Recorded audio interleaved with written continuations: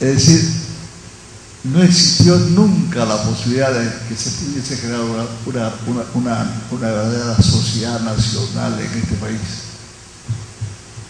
Lo notable, yo creo, y es en relación a la pregunta, es que en este momento esa población migrante silentemente, pacíficamente, hizo un cambio estructural. Yo creo que sí hubo un cambio estructural. Ese cambio estructural fue un cambio estructural cultural. Llegaron a Lima y la dominaron. Hoy día ellos predominan en Lima. Lima Norte, Lima Este y Lima Sur, 6,5 millones de habitantes. ¿Qué es eso? Alguien estaría feliz de saber eso. Ahí están ellos. Y con la globalización, que es la dependencia máxima que podemos tener nosotros, nos favorece en cierto sentido en que las identidades regionales se afianzan. Hoy día las identidades regionales se han afianzado notablemente, no se destruyen, y se está en trance por vez primera de construir una identidad nacional. La integración ya está en marcha, la integración física, la integración económica está caminando. Es decir, lo que estamos viendo, el Perú que estamos presenciando ahora, si Argueda estuviera presente acá, estaría, como él dicho, en lo que he expuesto, feliz de constatar eso. Estaría feliz de saber cómo los migrantes hicieron lo que no hizo Sendero, ni el Poder Oficial, ni el general Velasco, ni los presidentes, ni ningún partido político, ni nada.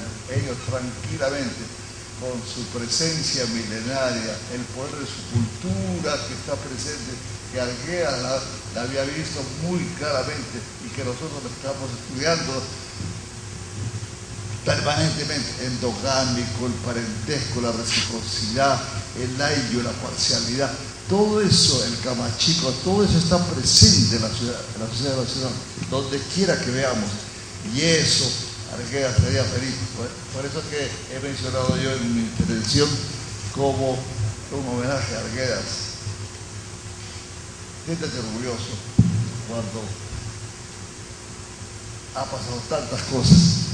Pero lo último es que con lo que se ha dicho en la mesa redonda, esto nos lleva a que el tema es tan bonito y tan apasionante que es necesario que con calma y con tiempo un grupo de personas pueda discutir tranquilamente cuál fue el proceso de la sociedad peruana. No lo tenemos muy claro, estamos recién pensando en ello. En la Universidad Ricardo Palma ahora estamos planeando hacer un estudio integral con todos los profesores para una nueva historia del Perú. La historia del Perú está por escribir. Nunca hubo un presidente electo democráticamente desde el año 1921. Nunca hubo elecciones reales, verdaderas. Todas fueron precarias, tuvieron problemas. Y ahora se llega a un momento apasionante. Por primera vez, todos los grupos de derecha, el Perú oficial, el poder oficial, ha sido ninguneado, ha sido dejado marginado en las elecciones. Y han surgido dos outsiders. Y que no son al mismo tiempo representantes de lo que significa la emergencia de los nuevos peruanos. Entonces estamos en un problema muy serio que hay que estudiarlo a fondo. ¿Cuántas cosas tenemos para debatir nosotros? Y este tipo de encuentros y este tipo de mesas redondas debían de ser la base para que los que estamos trabajando, los que estamos pensando en lo que es el Perú y por todos estos temas que ha planteado tan brillantemente Quijano, lo estudiemos con mucha calma y mucho cuidado. Muchas gracias.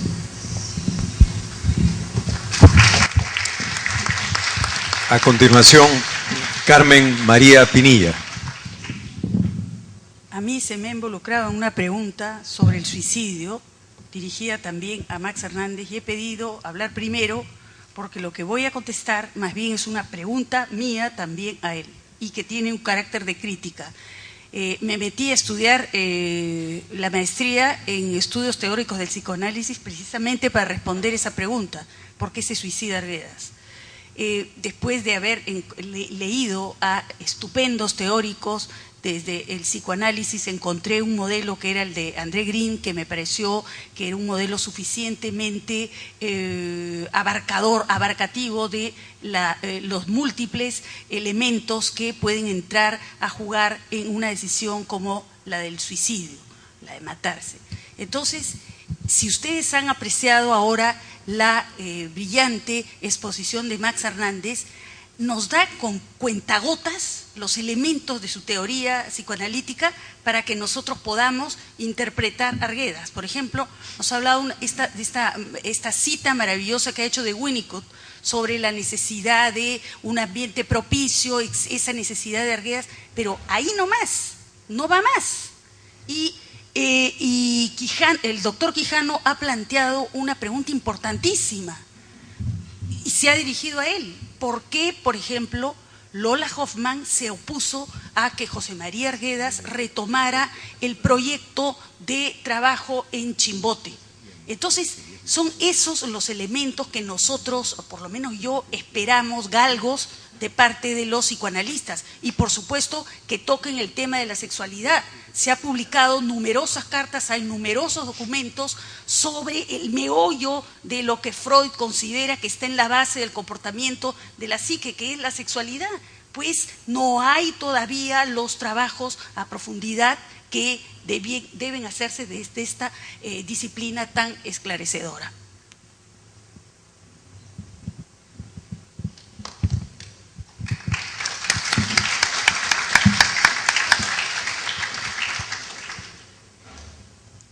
¿A qué se debió, es la pregunta, a que José María Arguedas decidiera suicidarse? Y Carmen María afina la pregunta y me la dirige.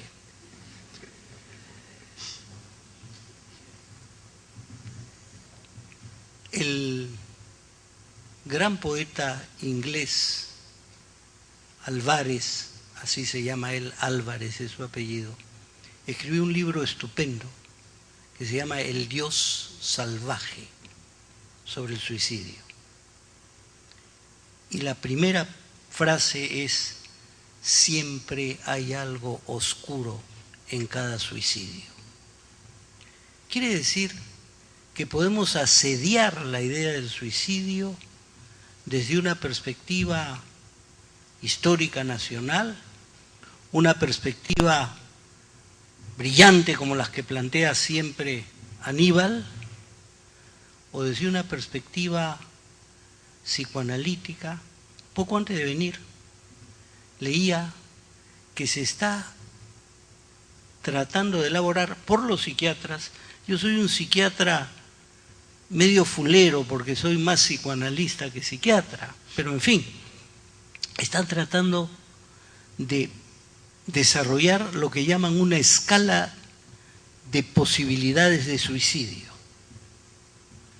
Y parece, según esta escala, que hay un momento, alguien puede ser un suicida potencial, pero el suicidio se comete en un momento que parece, según estos investigadores, que no dura más de 10 minutos. Son 10 minutos que se reiteran, pero son 10 minutos. Y conversábamos con Aníbal y recordábamos a un escritor que, según Borges, fatigó a la infamia. Imagínense, la infamia corría detrás de él y él la ganaba, que era Vargas Vila. Sin embargo, Vargas Vila escribió alguna vez: si la vida es un martirio, el suicidio es un deber. Pero también un poeta checo, Vladimir Holán, decía: solo los suicidas son tan ilusos que creen que pueden escaparse por puertas que solo están pintadas en la pared. Yo no sé decía que tengo el tema del suicidio demasiado cerca. Y también recuerdo que Borges dice, reconozcamos nuestra cobardía, que no pudimos darle la mano para evitar que apretara el gatillo, ¿no? Sí, los que estábamos más o menos cerca. Yo creo que sí hay algo muy oscuro en cualquier suicidio. Creo que en el caso de Arguedas había un desamparo esencial en un alma inmensamente tierna. ¿Qué hace un alma tierna que sin embargo está en contacto con el odio que genera el maltrato, el abuso, el ninguneo, la exclusión? Esa contradicción no tiene otra salida que el suicidio. Pero ¿creemos que es una salida? ¿Cuál es la salida para tomar a esta historia del Perú que necesitamos recontarnos? ¿Cuál es la salida al periplo extraordinario de Carmen María, que se metió a estudiar una maestría en psicoanálisis con el único propósito de entender a Arguedas? No de cobrar 100 mangos por consulta, no, entender a Arguedas. Entonces, eso es un acto extraordinario. Pero no sé si se puede entender algo más. ¿Cómo podemos sí entender que esta inmensa metáfora personal que es Arguedas puede representar o el intento de solucionar algo que solo tenía la solución del corte, poniéndose él como aquello que debía cortarse porque era imposible, porque había llegado de repente a los límites de la representabilidad del nudo que lo agobiaba, del nudo que lo ahorcaba, y tuvo que suicidarse? ¿O en ese momento simplemente desfalleció su posibilidad de seguir adelante? Y queda un término muy importante. Nos ha contado algo muy importante, que la persona que analizaba a Arguedas, su psiquiatra, Lola Hoffman, le dijo, no vayas. Hay una historia muy interesante. Uno de los revolucionarios rusos era muy amigo de Trotsky, y Trotsky le dijo que se analizara no con Freud, sino con Adler. Y Adler en sus notas dice, me temo que este es un caso perdido. Es un depresivo crónico o cosas por el estilo. Este señor se va a matar. El señor se enroló en la revolución, porque esto era entre 1905 y 1917. El señor se enroló en la revolución y nunca más tuvo una crisis depresiva. Pero Vladimir Mayakovsky cantó loas a la revolución. Escribió ese texto maravilloso que también leíamos en San Marcos, La nube en pantalones. Y Mayakovsky se suicidó, desencantado por el destino que iba teniendo la gran revolución. Entonces, también hay un tema muy importante. Es un extraordinario acto individual. Y una de las grandes tensiones que nos muestra Arguedas es su pugna por ser un individuo que no traiciona a su sociedad y a su comunidad, pero que tampoco quiere ser simplemente una ficha más de esa sociedad. Y creo que hoy, 2000 años, ¿cómo se llama? Siglo XXI, la tarea es cómo conjugamos el bien común, que implica desaparecer el racismo, ciertamente, desaparecer los patrones coloniales de nuestra cabeza. Y el castellano es extraordinario, ¿no? La palabra patrón significa molde y patrón.